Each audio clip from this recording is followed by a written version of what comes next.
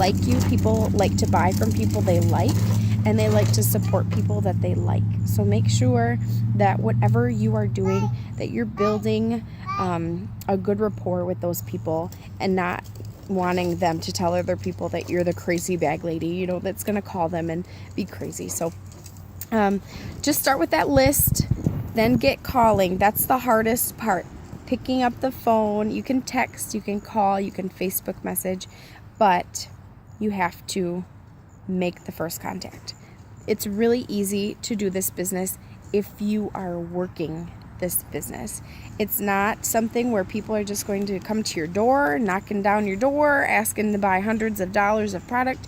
I wish it was that way, but in the 3 years that I've been our 31 representative, I have not had that happen.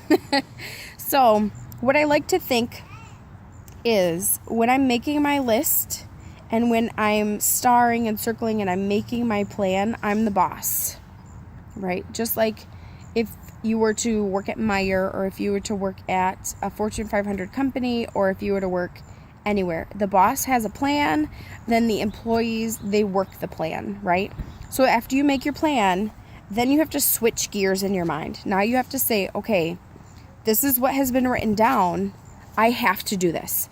And you can break it into chunks. As the boss, you can break it into chunks. I need to call 3 people every afternoon.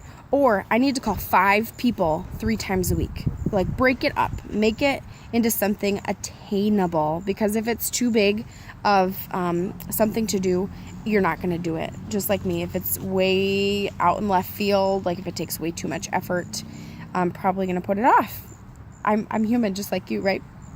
So 3 to 5 people. You can even set a timer. I'm only going to call people for 15 minutes, but I'm going to do it every day, or I'm going to do it Monday through Friday, and I'll take the weekend off. But I'm going to make those contacts. I'm going to call people, and I'm going to offer a party, or I'm going to offer chatting with them more about the 31 opportunity. But it can't just be, I'm going to contact 3 people and talk with them about their day. Like, that is kind of going toward tomorrow's contact. So that's getting the ball rolling, but it doesn't count as a contact unless you're offering.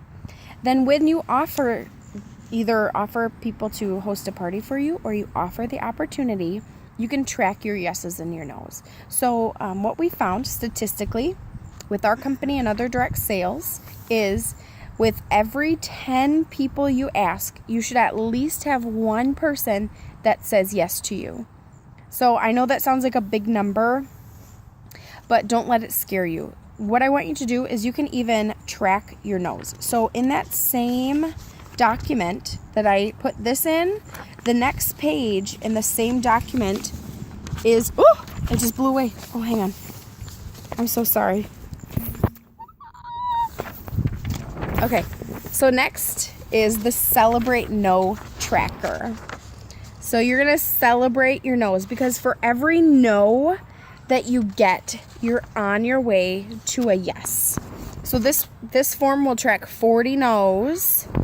And what's really, really good news is that for 31, our odds are much better than 1 in 10.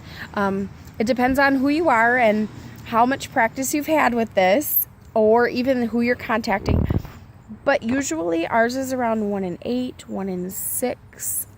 It's way better than 1 in 10. So have no fear. Don't worry about hearing no. Don't worry about feeling rejected, because they're not rejecting you. They really aren't. Be looking for the no's, and the yeses will surprise you. So imagine like you're offering somebody a piece of gum. Hey, you want a piece of gum? Oh, no thanks. All right, cool. No big deal, right? We start to think, as women, we think about irrational things that really don't make any sense. We could offer somebody a piece of gum and be like, hey, would you like a piece of my cinnamon gum? And they're like, oh, no, thanks. That's all right. I don't like cinnamon gum. And we say, okay, it's just gum. Cool. They don't want to chew my gum. But when we switch it to something personal, like a goal that we have for ourselves, sometimes we get irrational with ourselves and we tell ourselves lies. So if I were to offer somebody, say, hey, I would really love to get with you and have a girls' evening. Would you be willing to do that for me? Or would you be willing to, would you want to do that and earn some free product for yourself and just hang out with some girlfriends? If they're like, I just can't right now. Things are really busy with my home life, or, my kids are in school, or sports right now. You could start thinking, oh my gosh, I wore the wrong clothes today. She really doesn't like my shirt, or my hair is such a mess. She doesn't want to party with me. Oh my gosh, and start thinking all of these irrational thoughts that aren't true. Or you could realize, hey, she's probably actually busy. So what you could say instead is, I realize that you're busy, but I think that a lot of these women that you're friends with would love this stuff. What about if I come to your son's soccer practice while you and the moms are sitting on the sidelines, and we could just hang out? You could try in some bags. You could show what your favorites are. I could just be there to kind of help. And a lot of times people are like, hey, I never thought of that. Let's do that. I've had that before. I've gone to a softball game where the husbands were playing and the wives just kind of hung out, and they shopped and they loved it. And you can just gear what you show toward what they're doing. So if we're at a softball game, you could say the large utility tote is fantastic for bringing things to and from the softball games. You probably need a thermal for, the beer, or Gatorades if it's for a son versus a husband, or water or snacks. And then just gear it toward what you're doing and make it about her. Remember, it's all about her, and just have fun with it. So I can't wait to hear how you do with all of your planning, with your list making, and with how many no's that you're getting. If you need help, please let me know. That's what I'm here for. I'm not going to come knocking down your door. I'm not going to make you make a goal. I'm especially not going to force you to reach that goal that you have set for yourself. That is your goal. I know that you can do it. When I first started my 31 business, my director and my sponsor was in Kentucky. I didn't have anybody to do my launch party. I didn't have anybody to help me or to come to my parties or to loan me product.